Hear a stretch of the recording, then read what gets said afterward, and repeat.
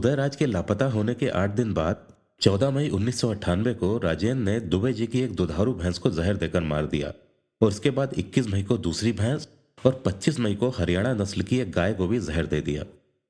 इन घटनाओं के बावजूद पन्नालाल दुबे ने प्रदीप के परिवार से बातचीत करके रेनू की शादी की तारीख 18 जून तय कर दी। राजेंद्र की साजिशें और क्रूरता अपने चरम पे थी। शादी की तैयारियां होती थीं तो राजेंद्र बौखला जाता था। इस बार उसने दुबे परिवार को गहरा धक्का देने के लिए पन्नालाल दुबे के मंझले पुत्र राजकुमार दुबे के मासूम बेटे विपुल को अपना शिकार बनाया। 6 महीने के विपुल को 26 मई 1998 को अस्पताल में पोलियो की खुराक पिलाई गई थी। इसी का फायदा उठाकर राजेंद्र ने उसे जहर दे दिया। घर पहुंचते पहुंचते विपुल का शरीर नीला पड़ने लगा तो सब घबरा उठे। राजेंद्र उन्हें समझा रहा था कि शायद पोलियो की दवा के कारण ऐसा हो रहा है, लेकिन शाम होते होते विपुल चल बसा। फिर भी राजेंद्र पांडे की चाल पन्नालाल दुबे को समझ नहीं आई। विपुल की मौत से पूरा परिवार दुखी था और शादी का जोश ठंडा पड़ चुका था, लेकिन दोनों पक्षों से रिश्ते नातेदारों को निमंत्रण पत्र भेजे जा चुके थे और समय इतना कम रह गया था कि शादी की तारीख बदली नहीं जा सकती थी। पन्नालाल दुबे ने लड़के वालों से यह अनुरोध जाकर किया कि इस माहौल में ज्यादा भीड़ भड़ाका अच्छा नहीं रहेगा, इसलिए खास खास 10-5 जन लड़के को लेकर आ जाएं और विवाह की रस्में पूरी कर दी जाएंगी। आखिरकार 18 जून को बारात आ गई। इस बीच शादी को रुकवाने के लिए राजेंद्र पांडे की सारी चालें बेकार हो गई थीं। इसके बावजूद वो रेनू को पाने की जिद में नई नई चालें चलता रहा। शादी के दिन वो दुबे परिवार के लोगों को उल्टा सीधा समझाकर गृह शांति के नाम पर हवन आदि करवाने लगा। इसके साथ ही उसने कुछ ओझा गुनिया भी बुला लिए थे ताकि भूत प्रेत का चक्कर हो तो उसे भी दूर किया जा सके। राजेंद्र पांडे का ख्याल था कि यह सब जब लड़के वालों को पता चलेगा तो वो लोग भड़क जाएंगे और बारात वापस लौट जाएगी। इससे उसको रेनू को अपनी बनाने के लिए कोई और उपाय सोचने के लिए समय मिल जाएगा। लेकिन ऐसा कुछ हुआ ही नहीं। लड़के वालों को भी दुबे परिवार में होने वाली घटनाओं से दुख था और वो पन्नालाल दुबे को ढांढस बता रहे थे। विवाह का मुहूर्त निकट आया तो सब मंडप पर पहुंच गए।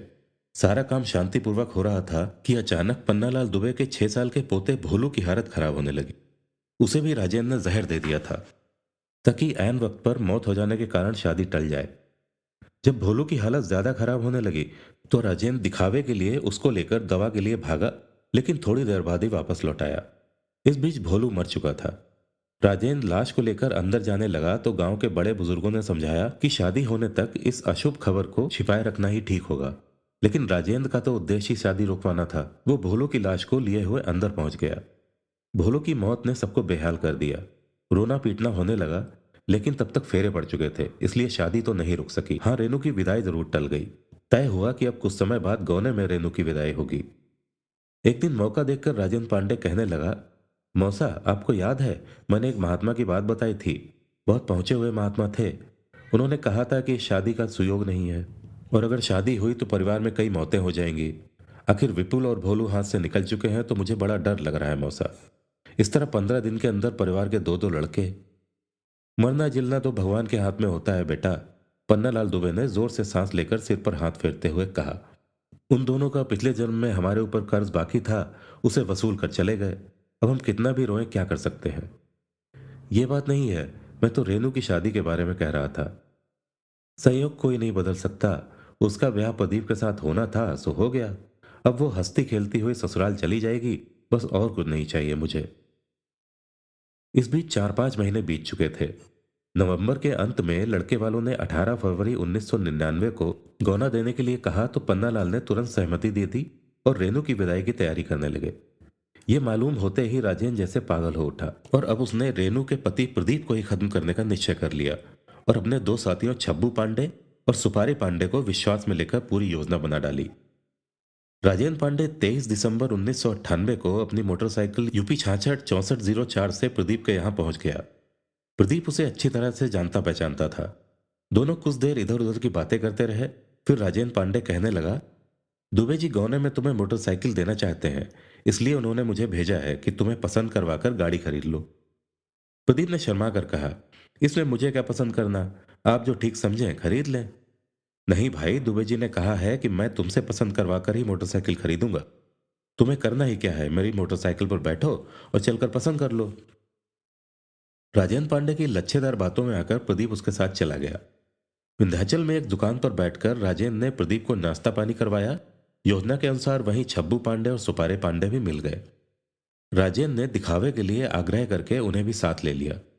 शाम 7 बजे वह सब दुकान से उठे तो राजेंद्र कहने लगा, एक जगह से कुछ रुपए लेने हैं, चलो वसूलता चलूं। प्रदीप को बातों में उलझाए हुए नीबी गहरवार की ओर ये लोग निकल पड़े। रास्ते में एक जगह मोटरसाइकिल रोककर मिट्टी का तेल भी खरीद लिया गया और इसके बाद सब नीबी गहरवार पहुंच गए। उधर ठंड ज्यादा होने के कारण चारों ओर सन्नाटा छाया हुआ था।